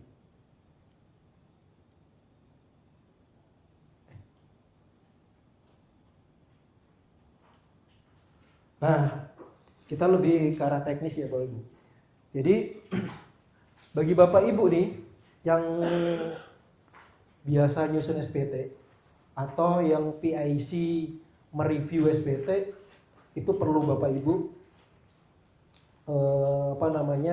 ketahui ya, bahwa di dalam setiap pengisian ini tuh ada nilai konsekuensinya Bapak Ibu. Ini nggak ada ya Bu? Ini saya tambahin baru kemarin tuh, mohon maaf ya. Nanti kita share ke Bapak Ibu ya. Nah, jadi ini kalau Bapak Ibu pernah lihat SPT ini, Bapak Ibu yang udah pernah bikin SPT, jadi setiap kali ngisi lampiran 2 ini, Ini perlu hati-hati. Karena apa? Di setiap pengisian dari poin 1 dengan poin 13, ini tuh ada nilai konsekuensinya. Yang pertama, nilai pembelian. Pembelian barang dagang atau barang dagang. Nah, rata-rata mereka ini akan mengecek, equalkan dengan PPN masukan kita. Jadi di compare nih pembelian kita sama PPN kita. Nah ini terjadi nih kemarin di kasus klien saya tuh di Nippon tuh. Ditanya dia, pembelian Bapak 76 miliar itu. Nah, kira-kira kok PPN-nya kok lebih gede misalkan? Kan ada dua hal nih, PPN-nya bisa lebih gede, bisa lebih kecil. Kalau bicara yang pertama adalah nilai PPN ini 76, ternyata PPN-nya ada 80 misalkan. Lebih gede, kita bicara kasusnya yang lebih gede ya. Nah, kemungkinan bahwa atribusi atas pembelian kita itu, yang PPN masukan yang kita kreditin itu, yang teratribusi ke pembelian itu hanya 76 yang masuk ke HPP. Sisanya bisa jadi Bapak Ibu beli yang mungkin Ibu posnya ada di aset atau di balance sheet, atau mungkin juga ada di posisi SG expense. Nah, makanya perlu Bapak Ibu ketahui nih. Yang ini kan hanya pembelian atas raw material aja nih biasanya, yang kaitannya sama HPP aja. Nah, sisanya, sedangkan kita kan dalam hal konteks siklus perusahaan itu kan bukan hanya beli bahan baku aja, tapi bahan baku penolong dan biaya supporting kan. Nah, ini kadang-kadang nih, ini pasti ditanyain, nggak mungkin nggak. Jadi posisinya ini. Nah, yang kedua kasusnya adalah nilai pembelian ini 76, ternyata si PPN yang kita kreditin hanya 75. Kok lebih kecil gitu. Nah, kemungkinannya adalah bahwa di dalam perjalanan waktu kita selain beli barang ke PKP, juga beli barang ke non PKP. Kadang-kadang kan kita nggak ngeh tuh, wah kok SPT saya kok 76 ya? Kok SPT yang saya laporin, yang saya kreditin kok 75? B1M, B1M dari mana ini? Ternyata kita baru ngeh bahwa posisinya kita beli juga barang ke non PKP. Ini penting juga nih. Nah, ini yang poin pertama ya. Terus yang kedua adalah poin kedua, gaji, upah, bonus, gratifikasi, honorium, dan THR dan sebagainya. Nah, ini kan totalnya ada di 19 miliar. Nah, ini harus equal dengan SPT PPh 21 yang Bapak Ibu laporin. Dicek lah, di mapping dulu. 19 miliar, SPT kita summary dari Januari sampai Februari itu berapa. Nah, biasanya kan mapping gaji, bonus, dan ini kan ada beberapa catakon ya Bapak Ibu ya. Bahkan kadang mungkin Bapak Ibu masukin ada catakon lain yang mungkin bukan objek PPh 21. Makanya perlu identifikasi. Jadi waktu Bapak Ibu bikin 19 miliar ini harus diidentifikasi juga dengan SPT. Oh, SPT saya kok cuman 15 miliar misalkan, sedangkan HPP di lampiran 2 saya cuma 19 miliar, artinya ada gap 4 miliar. Nah, 4 miliar itu Bapak Ibu identifikasi, ternyata ada beberapa 4 miliar ini yang nggak masuk di dalam objek 21. Contohnya misalkan Bapak Ibu grouping sini ada biaya catering, makan bersama, itu kan bukan objek 21 ya. Atau BPJS pensiun, atau ada yang sifatnya masih accrual di sini. Kan Bapak Ibu kan biasanya di perusahaan ada yang accrual bonus, ada yang accrual THR ya. Kadang-kadang kan suka dimasukin nih. Nah, ini perlu dikurangin dulu bahwa itu masih accrual. Artinya dikurangin dulu sebagai nilai DPP di sini. Jadi perlu diidentifikasi satu-satu. Jadi yang tadi pertama equal dengan SPT PPN. Nah, ini adalah SPT 21. Nah, yang poin 3 dan 5 serta poin 7 ini biasanya kaitannya dengan PPh 4 ayat 2 dan PPh 23. Makanya perlu di grouping nih antara biaya 3 ini sama 7 sama ya ini 3, 5 sama 7 ini harus diidentifikasi. Grouping per GL count-nya, TB-nya. Nanti Bapak Ibu cek dibandingkan dengan SPT 4 ayat 2 atau PPh 23 yang udah kita laporin. Suka ditanyain tuh, oh biaya kamu yang poin 3 transportasi sama biaya sehubungan dengan jasa sama biaya apa namanya tuh 7 ini kok gede banget gitu, 10M misalkan. Sedangkan SPT Bapak Ibu cuma ngomong 5M gitu. Nah ternyata kan nggak semuanya yang kita masukin ke sini adalah objek 23. Nah itu penting. Sayangnya kalau kita nggak prepare di awal, kadang-kadang nggak cukup waktu. Apalagi kalau yang tadi Pak Haji sampaikan, kita tuh udah klien itu ya Pak, Bapak Ibu, yang GL count-nya itu sampai 300.000 ya Pak Haji ya? Apa 500.000? 500.000 transaksinya. Karena omsetnya dia hampir 10 triliun.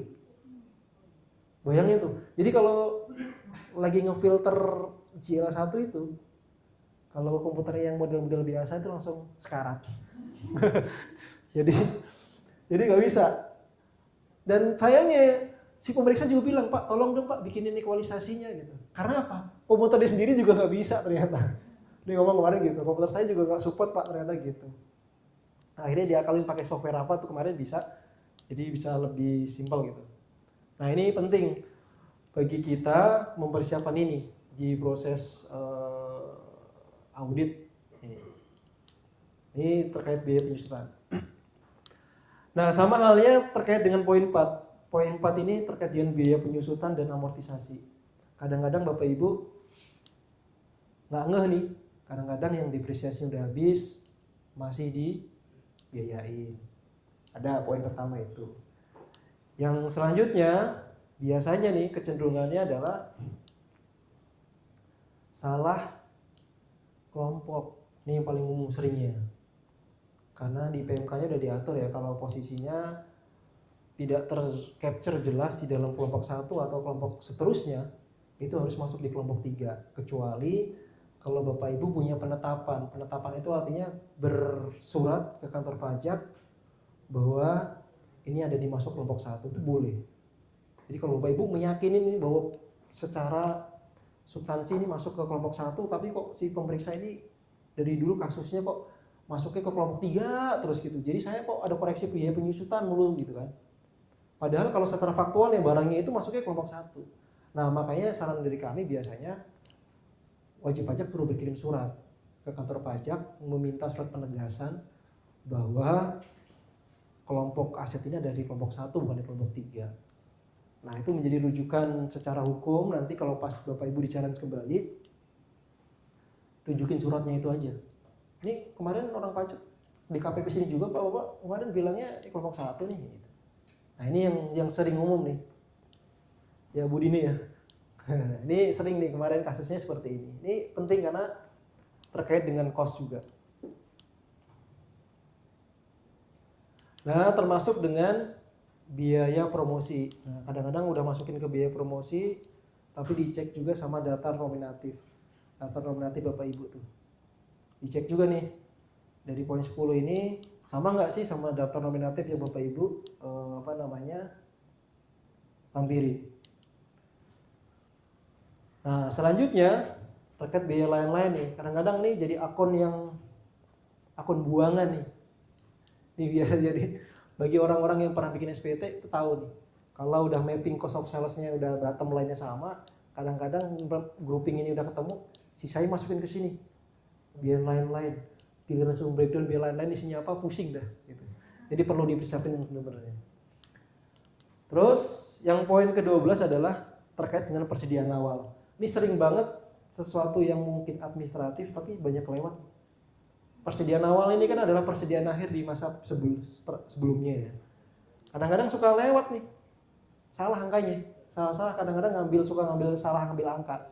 Walaupun secara angka bottom line-nya adalah benar. Nah ini penting nih. Terus yang selanjutnya adalah terkait dengan persediaan akhir. Itu juga sama. Jadi perlu kita cek juga nih, nilai persediaan akhir ini dengan audit report kita udah benar atau belum. Terus ini kita cek juga yang poin 12 dengan SPT yang kita laporin. Apakah posisinya udah benar atau belum.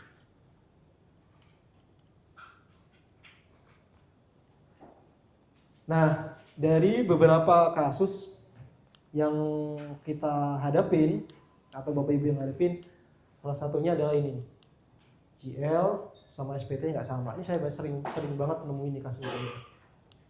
Nah, saya perlu bagi Bapak Ibu yang posisinya memberikan data itu ke Fiskus, perlu dicek dulu nih datanya.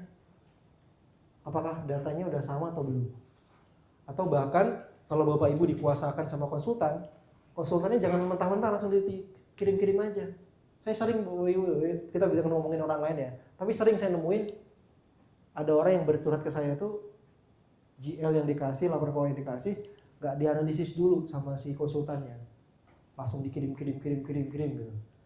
Nah taunya jadi masalah tuh, pas ditanyain kok kemarin masalah nih, waduh saya nggak cek dulu bu kemarin gitu. Nah itu salah juga tuh.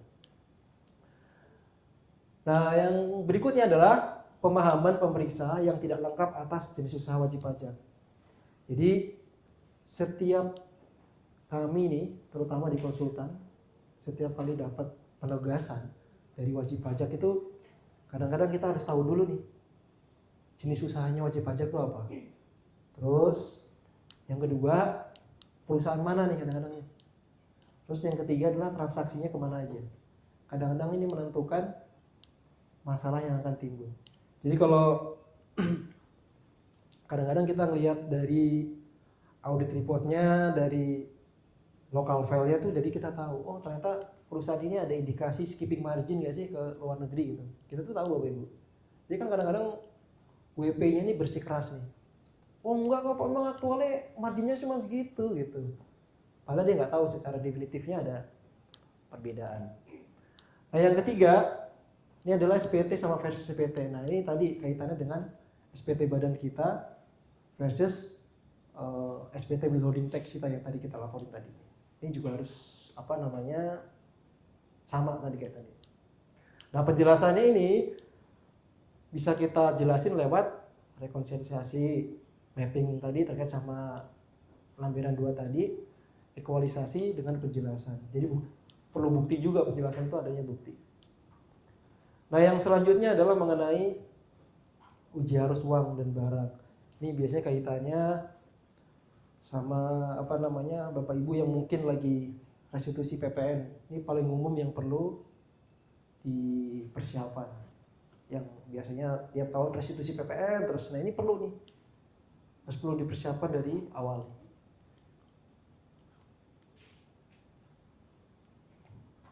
Nah, seperti yang tadi saya sampaikan ya, bahwa awal mula kasus ini muncul adalah karena aturan hukum yang beda pendapat.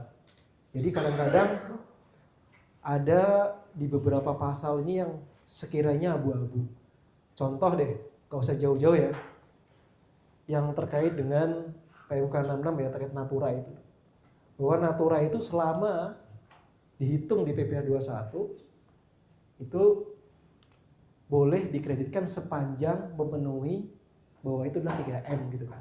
Artinya boleh nih, natura itu bisa boleh kita kreditin selama dihitung di 21 dan posisinya ada hubungannya dengan 3M. Kan begitu. Nah, di dalam proses natura itu kan nggak selamanya ada yang urusannya dengan 3M Bapak Ibu kan. Ada yang urusannya dengan pribadinya si direksi kah? Atau yang urusannya tentang familinya kan begitu ya. Nah itu kan jadi debatable juga. Nah inilah kadang-kadang yang menjadi awal mula sengketa itu adalah interpretasi terkait dengan pemahaman hukum yang berbeda. Ini yang paling awal ini. Nah yang kedua adalah temuan yang sifatnya gray finding, artinya gray area ya. Sama halnya ini kasusnya yang paling banyak adalah transfer pricing. Mungkin Bapak Ibu yang sering diperiksa masalah transfer pricing ini mungkin akan bosan lah gitu ya. Ujung-ujungnya tiap hari dikoreksi transfer pricing dulu gitu kan. Kenapa sih harus dikoreksi gitu kan. Memang kalau di dalam kaitannya transfer pricing sendiri ada beberapa masalah yang pernah saya alamin ya. Yang pertama adalah terkait persepsi masalah margin. Itu kadang yang paling klasik. Bahwa secara umum kan margin kita itu kan dibandingin dengan margin perusahaan lain sejenis di Asia Pasifik sesuai dengan aktual kita, performa kita kan. Misalkan contoh si margin perusahaan kita itu misalkan adalah 10%. Tapi bagi Fiskus wah ini nggak boleh 10%, bisnis kayak gini harusnya bisa 13%, bisa 15% gitu. Nah sayangnya di dalam proses pemeriksaan saya suka nemuin nih TP-nya dibikinin sama konsultan lain, tapi pemeriksaannya suruh saya yang handle nih. Yang pertama, orang yang bikin TP kadang-kadang nggak support juga terhadap terhadap data ini atau pemeriksaan ini. Terus kedua, di dalam kajian TP ya Bapak Ibu itu perlu juga dilihat kalau seandainya memang posisi margin kita ada di posisi bawah, perlu adanya kajian secara kualitatif dan kuantitatif. Artinya misalnya contoh sederhana gini, di tahun 2020 misalkan Bapak Ibu operating profitnya adalah 10%. Tiba-tiba di 2021 operating profit Bapak turun benar-benar jadi 7%. Artinya ada penurunan 3%. Itu jadi masalah juga kadang-kadang, jadi pertanyaan bagi fiskus. Kenapa kok margin kamu dari tahun sebelumnya 10% kok jadi 7%? Nah itu perlu dijelasin di dalam kajian TP. Jadi jangan sampai nanti ditanya, kenapa Bapak Ibu kok dari 10 ke 7? Iya Pak, kenaikan bahan baku. Umumnya kadang-kadang gitu ya. Yang paling sering klasik yang saya dengar itu adalah kenaikan bahan baku. Nah, kalau ditanya balik sama saya lagi, Bu, bahan baku itu beratribusi berapa persen terhadap margin Ibu? Nah itu kan perlu ditampilkan secara angka. Bahkan saya punya kasus di salah satu grup itu, dia tahun lalu itu omsetnya adalah 3 triliun. Tapi di tahun berikutnya omsetnya 5 triliun. Tapi secara performance, yang tadinya dia itu tahun sebelumnya waktu pas omset 3 triliun itu adalah 3% operating profitnya, pas dia lagi naik 5%, ternyata malah jadi turun jadi 1,8%. Bayangin nih, salesnya naik, tapi kok operating profitnya jadi turun gitu. Itu kan jadi pertanyaan juga. Harusnya kan equal gitu ya. Harusnya salesnya naik, ya operating profitnya naik dong kan begitu. Ternyata enggak juga. Nah setelah saya tanya, di dalam kajian kemarin itu adalah, salah satunya adalah ternyata, mungkin Bapak Ibu pernah nemuin, bahwa di dalam kita punya customer itu, misalkan contoh customer kita Toyota misalkan ya. Kadang-kadang kalau di tahun ini kita naik harga materialnya di kuartal ketiga misalkan, tapi nggak boleh juga kita nagih juga di kuartal yang sama. Kadang-kadang tagihannya harus ditagih di tahun berikutnya. Artinya secara prinsip cost kita udah kita tanggung nih di tahun ini, tapi ternyata revenue-nya itu baru kita dapat di tahun berikutnya. Maka di kajian TP itu perlu dicantumin bahwa ada transaksi di mana saya sudah menanggung cost-nya, tapi revenue saya baru dapat di tahun berikutnya. Nah, kita harus bikin simulasi bahwa revenue itu dianggapnya adalah masuk ke tahun sekarang dengan seolah-olah kondisi normal, supaya bisa mengabsorb bahwa margin itu bisa masuk. Itu yang poin pertama. Yang kedua, ternyata waktu saya cek, perusahaan ini bikin gardan mobil, ternyata di tahun tersebut itu ada perubahan yang signifikan dari pabrikan Toyota. Yang tadinya Avanza itu penggerak belakang, penggerak depan. Nah di tahun berikutnya pas penggerak depan itu, project Avanza itu udah nggak ada sama sekali, diganti sama Zenith. Walaupun secara harga barangnya itu lebih mahal, tapi ternyata atribusi marginnya lebih kecil. Jadi salesnya naik, harga Zenith itu, tapi marginnya kecil dibandingkan sama Avanza tadi. Nah itu jadi analisis. Yang ketiga, ternyata perusahaan itu karena udah hampir 25 tahun assessment orang HRD itu, mana dari beberapa karyawan ini yang kurang produktif. Padahal sih kalau saya lihat pengen mecat orang, tapi pakai kamuflase gitulah, seolah ada pensiun dini. Nah di tahun itu dia membayarkan kompensasi ya terhadap karyawan itu nilainya cukup gede, hampir sekitar 23 miliar buat pesangon karyawan, beberapa pesangon itu. Nah dari 3 kajian itu kita harus simulasiin. Yang pertama tadi dari posisinya sales yang kita tarik di tahun yang harus kita dapat di tahun ini, yang tahun depan itu kita tarik. Terus kedua, berapa sih kontribusi margin yang kemarin Avanza terus ganti Zenith itu berapa? Terus sama adanya pesangon tadi. Nah itu yang ketiga. Yang keempat, ternyata perusahaan Jepang ini kan kadangnya ada yang namanya istilah Kaizen ya. Mungkin ya Bapak Ibu yang pernah kerja di perusahaan Jepang ada istilah Kaizen. Nah, di dalam Kaizen productivity produksi itu ada yang namanya cost reduction gitu ya. Nah, itu kadang-kadang si vendor itu diminta sama customer dari yang harga jualnya tadi berapa harus turun harga. Nah, itu kadang-kadang nggak bisa terhindarkan nih. Saking kompetitifnya market, kadang-kadang kalau kita udah diminta gitu, ya nggak mau juga. Kayak saya lah, Pak, harga TV di sana segini Pak, bisa turunin nggak? Gitu. Mau nggak mau karena kompetitif harga gitu. Jadi mau harus ikut. Nah, ternyata di tahun itu si klien itu juga sama. Ternyata dari pabrikan mobil kirim surat official bahwa produk ini harus adanya cost reduction yang menyebabkan bahwa si marginnya itu jadi berkurang. Nah, itu perlu ditampilin tuh secara angka, bukan hanya secara kualitatif. Kalau Bapak ngomongin yang kualitatif tadi aja tuh nggak akan bisa diterima. Tapi harus disimulasikan seolah-olah kalau marginnya itu cashnya normal, berapa sih nilai marginnya yang sewajarnya gitu. Soalnya akhirnya dapat tuh yang tadinya tahun kemarin 3 jadi 3,5 kalau nggak salah kemarin. Akhirnya itu bisa diterima sama kantor pajak. Nah, ya, bahkan orang yang di PIC itu nggak ngeh, yang di accounting manager itu nggak ngeh. Ternyata ada hal itu yang bisa kita analisis. Karena sebab di dalam kaitannya dengan transfer pricing itu ada guidance-nya loh. OECD itu bilangnya gitu. Kalau kita ada kejadian yang sesuatu yang nggak reguler, itu boleh kita justifikasi, itu boleh. Jadi bagi kita nih, kan kalau umumnya ya, TV ini kan nggak mungkin, jarang lah saya temuin orang bikin sendiri. Rata-rata kan bikin konsultan ya. Jadi bagi Bapak Ibu yang PIC-nya untuk menganalisis transfer pricing ini, perlu nih tambahan knowledge terkait dengan ini. Analisis. Sebab sebenarnya kan kalau TV ini kan bicaranya kayak kajian aja Bapak Ibu. Lebih ke arah kajian lah. Nah, kajian itu kan bisa berdalil lemah atau kuat berdasarkan argumentasi Bapak Ibu tadi dan sama evidence-nya. Nah, kebetulan evidence-nya ada itu. Official dari customer bahwa dia minta cost reduction, saya kasih ada, dari Toyota ada. Terus posisinya pesangon nih ada, bayar ke karyawan ada. Terus bahwa official dari si customer bahwa nggak beli ditagih di kuartil yang sama ada juga. Terus posisinya adanya perbedaan perhitungan dari Avanza ke Zenith ternyata ada juga. Jadi akhirnya bisa dipenuhi. Karena lagi-lagi di dalam pemeriksaan itu adalah berujung tentang keyakinan. Jadi sekuat apapun bukti Bapak Ibu yang kasih, selama fiskus itu nggak bisa meyakin bahwa data itu benar, nggak akan bisa diterima. Nah, makanya penting ya Bapak Ibu, kalau di dalam siklus pemeriksaan itu harusnya harus ada kombinasi.